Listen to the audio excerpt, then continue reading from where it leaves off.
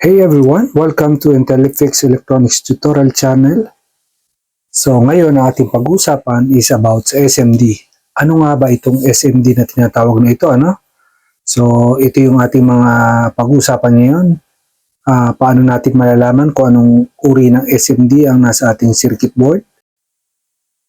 Ano nga ba ang tinatawag na SMD? Ang SMD is acronym po yan ng Surface Mounted Devices. Yun yung mga component na nasa ibabaw ng circuit board.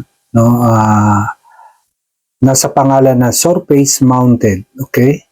So, ibig sabihin nasa ibabaw. Okay? So, dun sila nakahinang. Yan yung mga devices na pinaliit. Okay? Napakaliliit na nila. So, para sa design ng circuit board o yung ating pinaka-board is lumiit. Kumbaga, maging compact. Yan yung mga ginagamit ngayon sa ating mga appliances, electronics product, mobile phones, any electronics, gadget na napakaliliit. So magtataka kayo bakit nagkakasya yung mga yan, dahil nga sa pinaliit na sila, So hindi lang IC ang pinapaliit, pati maging ang resistor, capacitor at mga diode. Okay, at iba pang mga component na kayang paliitin, So maging yung mga mga component na relay, transformer, magugulat na lang kayo ba't ang liliit na, So ginagawa nilang maliliit at surface mounted, So ituturo ko sa inyo kung paano natin yan i-distinguish, o paano natin kilalanin, kapag ka nasa circuit board na, Kasi sa sobrang liliit nga niyan is talagang iba dyan yung magkakamukha na, So yung mga component yan tulad ng mga diode, resistor o capacitor, yan yung kapag ka nagkaroon ng problema sa circuit is nagkukos ng malaking problema, especially yung mga capacitor na yan. Okay? So kaya niyang i-shut down ng isang mga gadget or isang appliances. Okay? Kapag yan lang sira. Dahil sa sobrang liit yan, minsan na-ignore natin yan. Kaya akala natin is hindi yan nagbibigay ng sakit ng ulo or nagbibigay ng problema sa ating mga gadget. So, importante nating malaman at kung paano natin yan i-distinguish sa ating circuit board. So, yan natin pag-aaralan at ituturo ko sa inyo. Saglit lang naman at madali nyo namang ito malalaman. Stay lang kayo hanggang matapos ang video na to. Okay, let's begin at kilalanin natin ang mga ito, So, kalimitan, ang mga SMD is IC, madalas yan. Okay, napakadalas po niyan mga SMD surface mounted na yan, yung mga IC component, So, then, makikita nyo rin dyan, madalas is yung resistor and capacitor. Okay? Then, diode, transistor, inductor, yan yung mga madalas na sino-surface mounted, Maging ang mga transformer, ginagawa na rin ng mga miniature, yung maliliit at sino-surface mounted na rin, Ang mga relays, gumagawa na rin ng mga crystal oscillator, katulad yung nakikita nyo yan, surface mounted na rin. Pero medyo malaki pa siya, pero ginagawa nila na surface mounted. So the reason behind this, isa sa mga dahilan nito is ang mga circuit board ngayon is mayroong mga multi-layer na, Okay, may double-sided, okay, so may tatluhan, okay, depende sa design, kaya gumagamit ng mga surface mounted, kasi hindi po pwede magbutas basta-basta dyan, Otherwise, masisira yung kanilang circuit, Okay, mapuputol, So, let's begin sa ating marking, Okay? So, kapag ang marking nyo is IC, ibig sabihin IC siya. Okay? IC1, IC2, IC20, IC1 million is IC po yan. Ang kanilang ginagamit. Okay? So, yung sumunod is yung resistor is ginagamitan ng R. Okay? So, R siya. Okay? Katulad yung nakikita nyo yan. And then, madali nyo makilala dahil may value sa ibabaw, Same thing na mga transistor, Coding naman ang ginagamit, okay?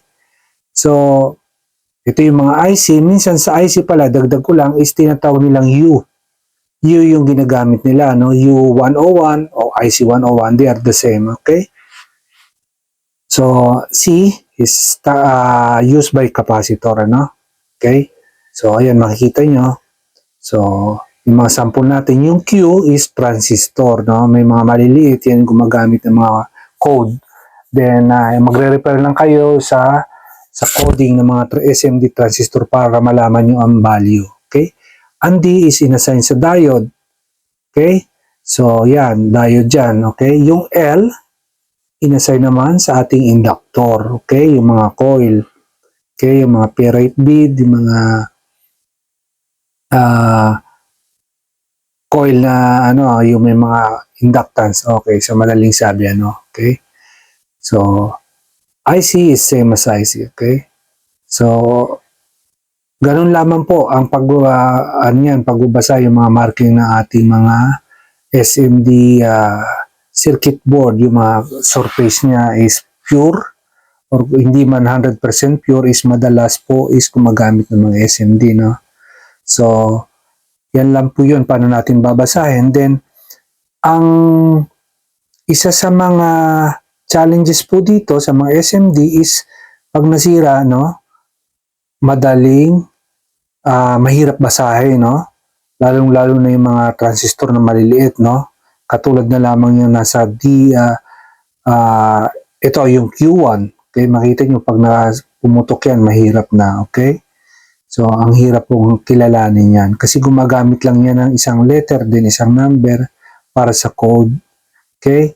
Minsan yung mga diode, putok, ayan katulad ng isa na yan, yung D4, may tama na yung gilid. Then sa resistor, nasusunog yan. Okay? Capacitor, madaling mag-shorted or makikita nyo ng itim na. Okay? But most commonly sa capacitor is picofarad lang po nagre-range sa mga value yan. Mahirap lang dyan yung resistor, ano? So, yan yung tsaka yung mga transistor, MOSFET. Yan ang mahirap hanapan pag nagka-problema o kaya kapag pumutok, no? Then, paano naman natin tatanggalin yan? Gumagamit po tayo ng hot air, okay? At saka yung tinatawag natin, kung wala man kayong hot air, is kumitan nyo na soldering iron, then kumuha kayo ng solder braid or yung wick na tinatawag, okay? So, idamping nyo lang dyan yan para madali nyo mabunot, okay? So, kung makikita nyo, meron siyang mga component, minsan is may mga parang kulay pula, no? Na nakadikit. Paste po yun, medyo matigas yun, ano? So, kaya talagang kailangan mong initin. Then, kapag ka magtatanggal ka niyan, o gagamit ka ng hot air, i-secure mo yung mga component sa paligid, no? Kasi once na uminit yan, maglulus yung mga hinang yan at malakas yung hangin ng soldering station mo, is lilipad yung mga component. So, kaya makikita nyo yung iba naglalagay ng tape, no? Yung paper tape, yung masking tape. Pinapalibutan para ma-secure, no? And once na nagpalit na kayo ng component o maglo-load kayo ng bago, is make sure yung mga marking niya, no? Yung polarity, especially sa capacitor, no? So, yung polarity po, ano, importante yan sa mga diode. Dapat alam natin yung polarity.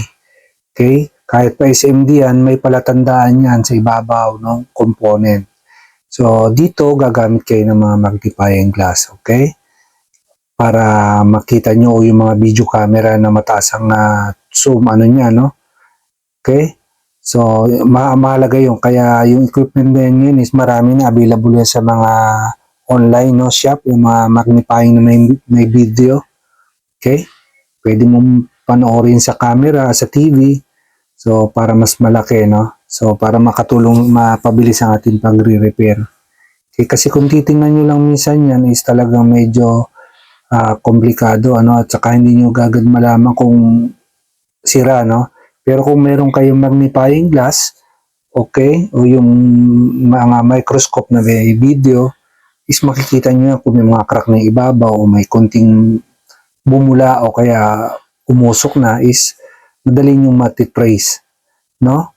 So, ganyan po ang pagtatrabaho sa ating SMD, no? So, hopefully, one day, papakita ko sa inyo yung actual na pagbunot ng mga SMD. Sa ngayon kasi is wala tayo sa ating shop at medyo rumarakit muna tayo, no? Medyo malayo tayo tayo sa ating shop, kaya hindi ko mapapakita sa inyo, no? So, na video ko na kasi itong content na to bago ako umalis sa shop, kaya ngayon ko lang naisipang i-voice over, no? Okay? So, hopefully nakatulong ako sa inyo at sa ating mga beginners. So, naway magkaroon kayo ng idea sa ating SMD o yung tinatawag nating Surface Mounted Devices Component, no? Thank you very much for joining me to this very short content, no? About this very important component of our circuit, no? Thank you and God bless to all of you.